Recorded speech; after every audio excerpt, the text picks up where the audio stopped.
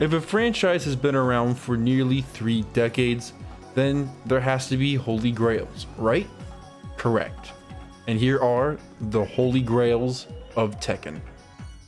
Let's start with the physical copies of the games. Of course, every game from 1 to 8 has a physical copy, as well as having alternate variants on different consoles, like Tekken 3 having a Game Boy variant to it. Out of all of the released games though, there are 3 that stand out to be rarer than the rest. The first is a long box copy of Tekken 1. There's not really a difference compared to this one and the jewel case variant, it's just that the box is different, making it the more bougie and expensive copy.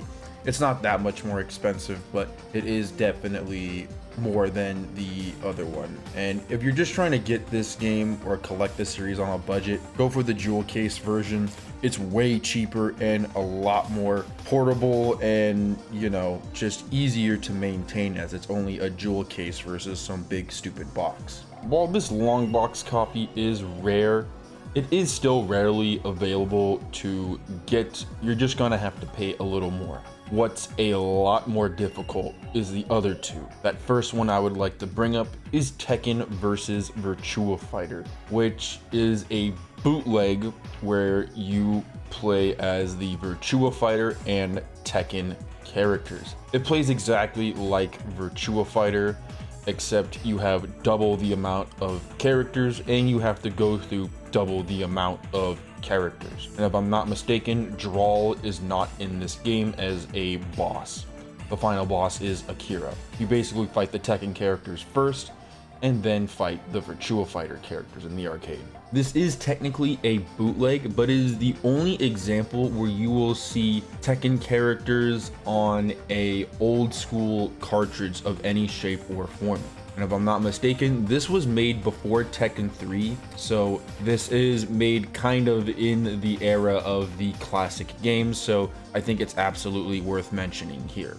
But something even rare, official, and one of the rarest games on PS2 possible is the European tournament copy of Tekken 4, otherwise known as the Tekken 4 Special Edition. This is a variant of Tekken 4 with a really cool cover to it. And I believe that is the only difference between this and a regular copy, but this copy was only given out during a specific tournament way back in the 2000s in Europe, making this a PAL copy that I believe only works on European consoles. However, because this was only given out during a very specific event, during the dark age of fighting games, which meant fighting games were extremely unpopular at the time, this copy is mythological in terms of its rarity and is hands down easily the rarest physical copy of any Tekken game, period. Of course, Tekken was not just played on physical copies and digital. It also had a life on the arcade cabinets like many classic titles, going all the way up to Tekken 7. Of course, because they're dedicated cabinets, they are all rather rare and expensive to get. However, majority of games you can just buy the motherboard for it and plug it in accordingly. You may have to have a little bit of technical skill, but with the board you are able to play the original version of whatever arcade game you purchased. Dedicated cabinets are a little more rare, but again, they are still readily available. All of them except for Tekken 1 on a dedicated cabinet, which I've only ever seen 2 in the course of the 15 years I've been on eBay. I don't obviously look for them, but they are extraordinarily rare. But something even more rare than Tekken 1 as a dedicated arcade cabinet are, of course, the location test variants. These were prototype versions of the arcade games, which were early in development versions that were designed for players to test out the game, see if there's any bugs, glitches, or anything horribly broken. As a matter of fact, this is what most of the arcade versions of Tekken are, an earlier version of the released physical copy. But even including these, there are even rare older versions of many of these arcade versions, which were only ever seen once or twice and never saw the light of day again, having very unique bugs, attacks being a certain way, and a whole rabbit hole of things that will just never be seen again and is very poorly documented. A great example in Tekken 7, as you can see here, Dragunov has a specific rage art that has not been seen anywhere else in any Tekken 7 variant, only in this really old school version. There's quite a bit of footage of Tekken 7 playtest versions, but for anything older than Tekken 7, footage becomes very, very, very rare. And once you get past or before Tekken Tag 1, it's basically non-existent, which with what beta prototype footage you can get your hands on. So most likely this stuff will never see the light of day and most likely remains in Bandai Namco's archives. If you're rather tech savvy, you can actually play emulated versions of some of these older versions of Tekken 7 and even Tekken 6 if you are curious. And there is quite a bit of documentation just showing how different and how broken the games were back in the day. However, one thing you can't get your hands on and test at all is the legendary Tekken Tag Turbo. This is a variant of Tekken Tag 1 with a few interesting changes. The most noticeable change is the fact that pretty much every single launcher launches twice as high, giving you much bigger and more advanced combos. But not only that, every character uses Anna's butt shake win pose, and every character's generic throw is the legendary spanking throw. Despite not seeing the light of day in many years, it was actually available to be played at EVO 2019, which was the first time I ever went to EVO, and I actually got to play this legendary version of Tekken Tag 1. And when I first played it, I literally had no idea it was Tekken Tag Turbo. I wish I played it a lot more and got more documentation, but I knew very little about this game, and it was my first time even knowing it existed when I first played it. But I knew something was up when Michelle started spanking my Paul, and I knew Paul had to get his spanking revenge. And of course he did, and then I got very confused in many ways when Paul started twerking at me. While Tekken does have a lot of collectibles, majority of them honestly aren't that interesting. You have a fair share of promotional shirts, some pins here and there, a little bit of accessories, but nothing too crazy. Some people would probably mention the large statues, but I wouldn't find them the most interesting, and the people that collect statues are very niche in general, especially Tekken statues in that regard. And a lot of the Tekken statues are kind of cheap in my opinion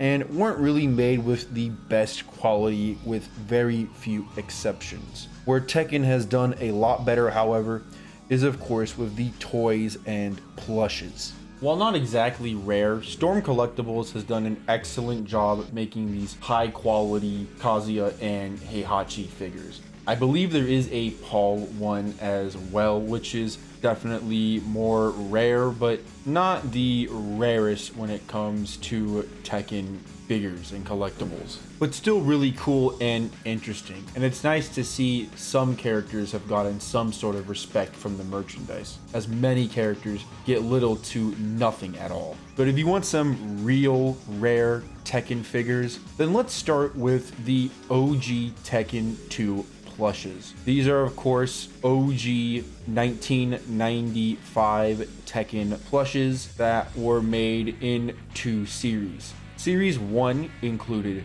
Kazuya, Nina, Law, King, and Paul, which is easily the coolest one, not to have a bias for this character. Season 2 would contain Heihachi, Jack, Michelle, Jun, and Yoshimitsu, who is by far the most difficult one to obtain.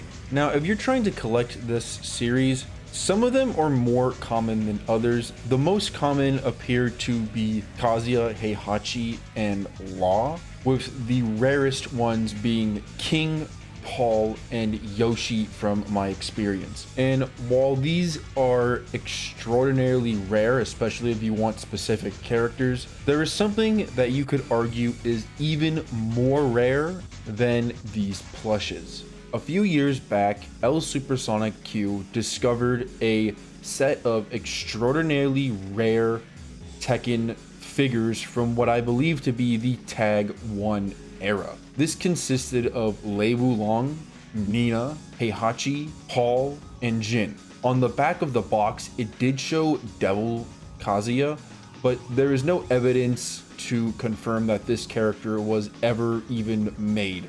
Very little is known about these rare and exclusive figures, which makes them all the more bizarre and interesting. And they are extraordinarily high quality. They are made by a rather mysterious company called High Dream Corp, which has been responsible for making some very high quality figures of other characters from other fighting games, but having very difficult times trying to release and ship anything out, thus making them a grail in some shape or form. On the website where you used to be able to purchase these, the places they were able to ship to seemed extraordinarily limited. So like I said before, very little is known about these statues, and consider yourself very lucky if you can get your hands on one of these. And is easily the rarest of official merchandise for Tekken. As a bonus for making it this far in the video, here is a little bonus section, which technically doesn't count as a collectible, but I thought it would be fun to add. And that is, of course, awards. These are items that are given out through your blood, sweat, and tears, and for you placing in a specific spot in a tournament. The most common example of this is, of course, winning a major like Evo or Combo Breaker, where you are not only given a medal for placing, but a large trophy for winning. However, stuff like this is an extreme and far from reality for 99.9% of people. And you don't need to win a 4,000 person entry major to be compensated and awarded. Majority of locals will give you a nice chunk of cash for placing first, typically something like this shown here. But depending on the tournament, they may add a little bonus trophy for placing in a specific spot. One of my buddies got this small little trophy for placing third place at a local event. So it all really depends on where you go. But even placing at a local can be extraordinarily difficult depending on the region you're in. If you are able to make it to an event like Combo Breaker or Evo and make it out of your first round of pools, you will actually be rewarded. Currently, they give out these Chipotle gift cards, which give you a free meal, which personally I find kind of lame, because you can basically complain at Chipotle and get one of these. If I'm not mistaken, employees will give them out for annoying customers. So earning one of these doesn't really seem that special. What they used to do back in the day is give out these wristbands. You would get one for entering the tournament, and if you made it to round 2, you would get an additional one that showed you were not an O2 scrub. As of making this video, this is my form of copium for not having a shiny medal. That's all I have for this video. If there's any other cool, rare, and interesting collectibles you think are worth mentioning, let us know in the comments, because the more documentation, the better. Thanks for watching.